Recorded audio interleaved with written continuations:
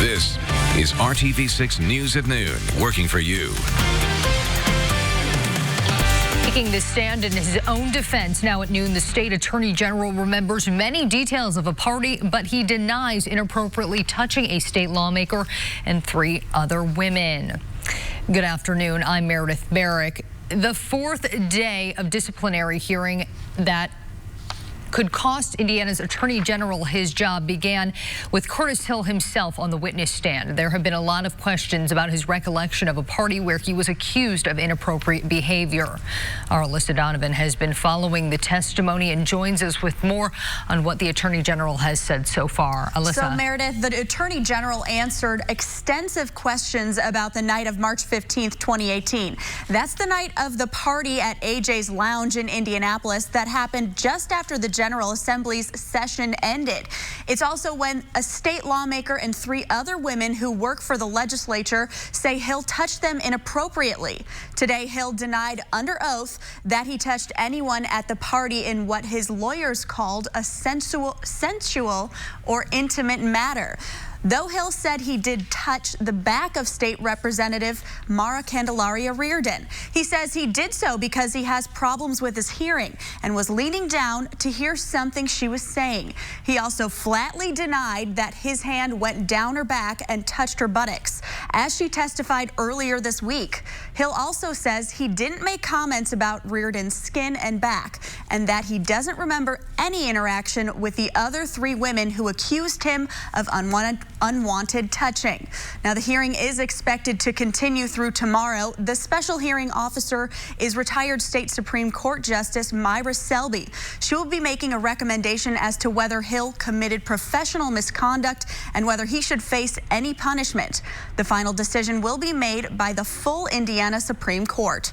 Our political reporter Matt McKinney is covering all the testimony again today. You can follow him on social media to see what's being said, and he also has complete coverage at theindychannel.com. Alyssa, thank you very much. It is a cloudy Thursday across central Indiana. Temps sitting in the low 60s. Meteorologist Todd Clausen is standing by with what we can expect the rest of the afternoon. Yeah, temperatures here, Meredith, not going to climb much more here throughout the day today, and that's due to the cloud cover where the clouds are a little bit thinner. You notice temperatures are in the upper 50s where the clouds are a little thicker. Temperatures only in the 40s here in Crawfordsville as well as Greencastle, officially 51 degrees currently in Indianapolis. And here is the view in Greencastle, and you can see that solid overcast sky, a little bit of color there in the trees out in Putnam County, but these clouds will continue to thicken throughout the course of the afternoon hours. So essentially from this point forward, we're dealing with mostly cloudy skies.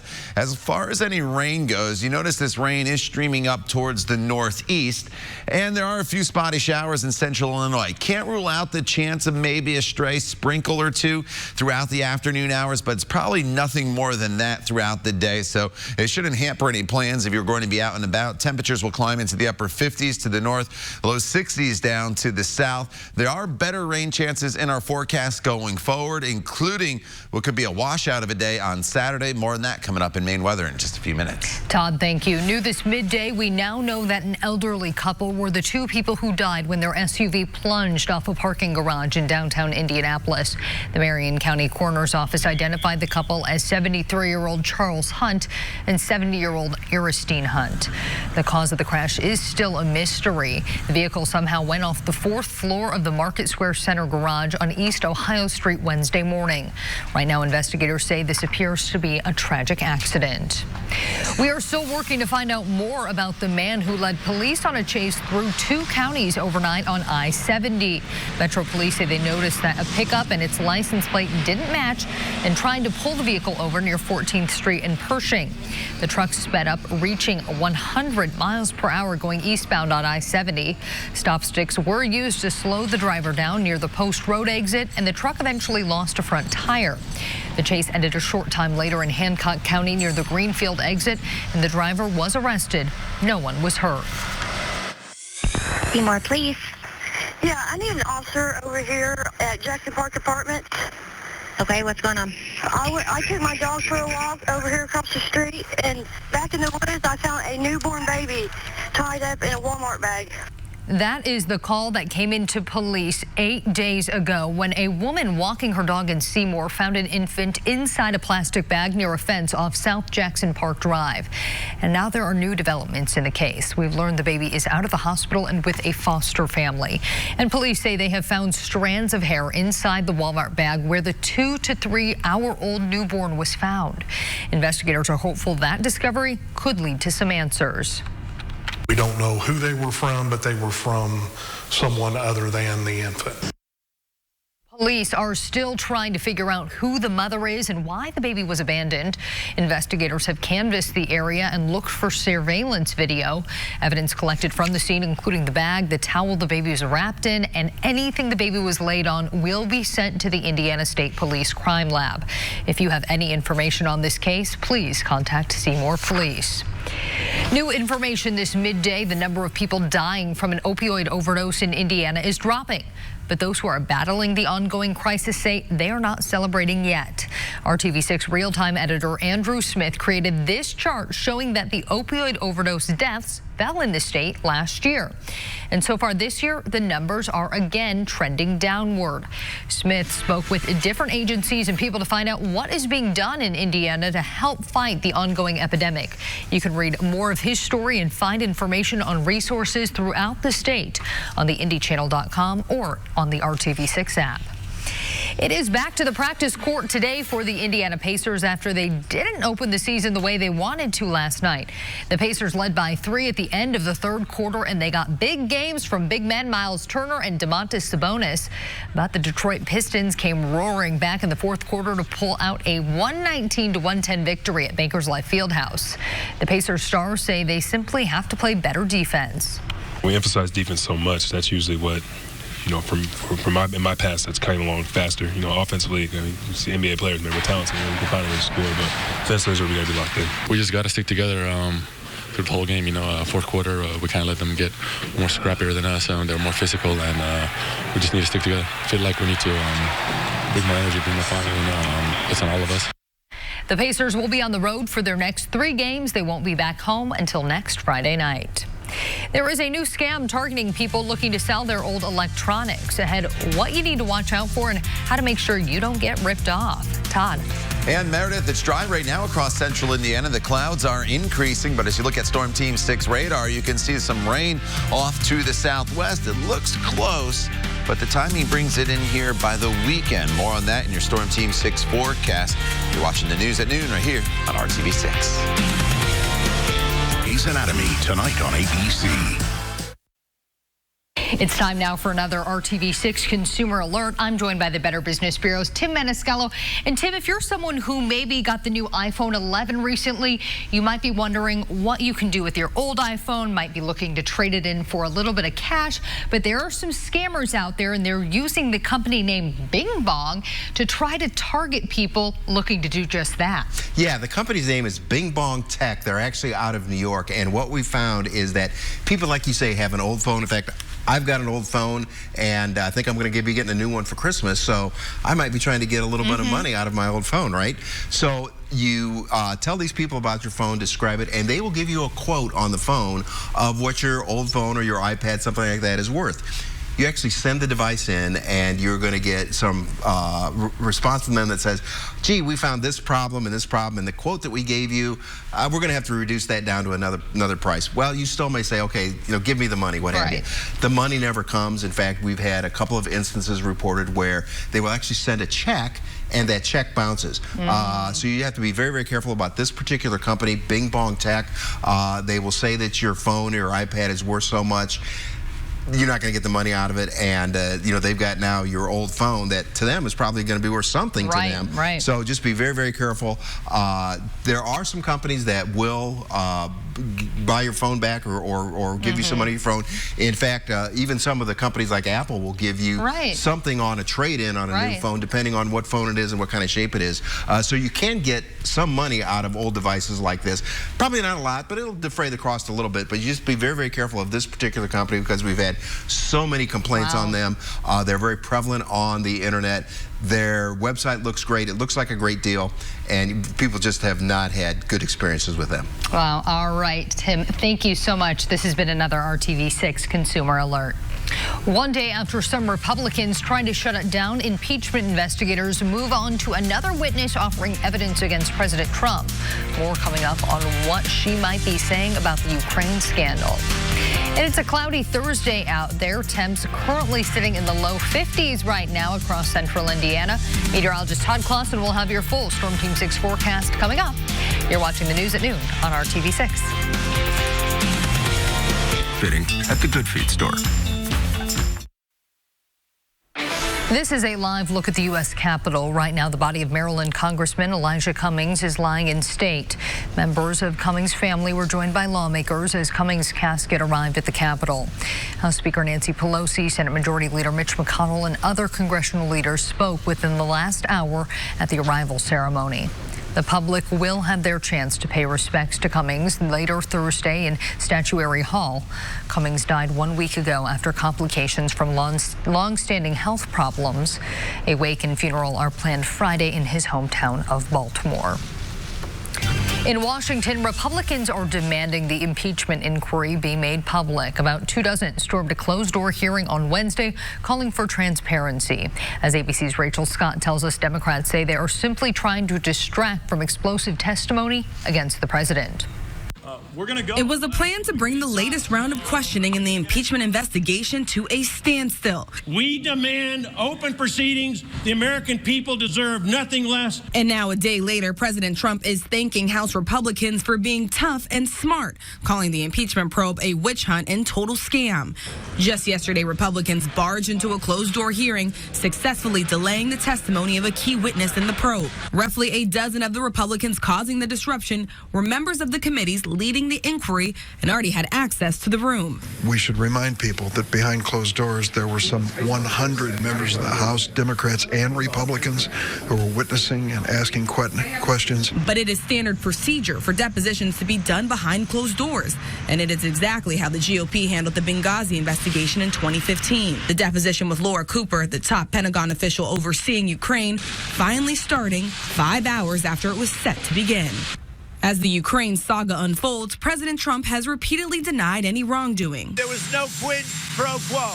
But when the top U.S. diplomat in Ukraine, Bill Taylor, testified behind closed doors, he described in detail a quid pro quo pressure campaign. Taylor says the U.S. ambassador to the EU, Gordon Sondland, told him the president wanted Ukraine to announce a public investigation into Joe Biden and his family, and millions in military aid would be frozen until that announcement. Sondland told congressional investigators that President Trump directed him and others to work with his personal lawyer, Rudy Giuliani, to push Ukraine to announce investigations. But he says he was in the dark about the extent of those efforts and the political motive behind it. And this afternoon, Senator Lindsey Graham is expected to introduce a resolution condemning House Democrats for how they've handled this impeachment probe, calling it unconstitutional. Rachel Scott, ABC News, Washington. We are taking a live look right now, a downtown view to the west. Kind of a dreary day out there, Todd. Not a pretty picture whatsoever. You know, we started with a little bit of sunshine this morning, and if you joined us on Good Morning Indiana, we talked about how the clouds would thicken throughout the course of the day, and that's exactly what's happening. As far as rain goes, there could be a spot sprinkle both today and tomorrow, but overall I'm going to call it a dry day because it's not going to be enough to really impact your plans if you do have them, and they include being outdoors. It's certainly not going to be bright. The rain really ramps up throughout the day on Saturday. In fact, Saturday's probably going to be a washout for many of us across the area. And then on Sunday, you notice I have 40% there. That's basically in the morning hours on Sunday, overnight and into Sunday morning. By the time we get to Sunday afternoon in the Colts game, I think we will be in much better shape. 50 degrees, though. We are on the wrong side of the front here, and you can see the front is to our south with the winds out of the west-northwest at 12 miles per hour right now. The winds will continue to diminish, but it's bringing in some cooler temperatures, and you notice the difference. 47 right now in Crawfordsville compared to temperatures that are close to 60 degrees from Columbus over into the Connorsville area. 57 degrees right now as you make your way down into the Bloomington area. So the further south you are, temperatures a little warmer today. Only low 50s to the north, about 61 in the city. So the clouds are definitely starting to win out across central Indiana, but it's only a thin band of cloud cover that stretches from Chicago down towards Seymour and Greensburg. But nonetheless, it's in place here across central Indiana. And you notice a few little sprinkles there trying to get going near Effingham, Illinois. The heavier precipitation is down to our south, but that's going to fizzle away as it makes its way into our area. But all our attention will be on Saturday as a lot of rainfall potentially is heading our way. So this evening, if you have plans, mostly cloudy skies, a stray sprinkle or two, temperatures in the 50s. You'll definitely want to have the jacket handy. And then for the day tomorrow, it's a day very similar to today, mostly cloudy skies, a little on the cool side. Temperatures that will be in the mid 50s for your afternoon highs tomorrow. Now, once we get to Saturday, rain develops early in the morning, becomes heavy at times. Then we get to Sunday and we deal with rain early on, but then the second half of the day should be a lot brighter. So let me walk you through it. Starting at 5:30 tomorrow evening, mostly cloudy skies. If you wake up early Saturday morning, especially in northern locations, you will be dry. But look how this heavy rain overspreads the area Saturday morning, and it's with us throughout much of the afternoon. Now, the placement of the heavier rain has kind of shifted a little further to the north. I wouldn't worry so much on the placement of the heavy rain at this point, as the storm system is yet to develop down in the Gulf of Mexico. But just know in and around central Indiana from mid-morning Saturday through Saturday night all the way into Sunday, we are looking at potentially about a widespread 1 to 2 inch rainfall total across central Indiana, with some areas maybe even picking up close to 3 inches of rain before it wraps up on Sunday morning. So Saturday, probably need to make those outdoor plans, indoor plans if you can at this point. Sunday afternoon is better, and then next week we start off dry Monday and Tuesday, but with temperatures a little bit below normal, anywhere from 55 to 60 degrees. All right, officially fall, Todd. Still ahead on the news at noon, the latest look at court cases around the nation. You're watching RTV6. We'll be right back. Elder Law help you get your ducks in a row. This is RTV6 News at Noon, working for you.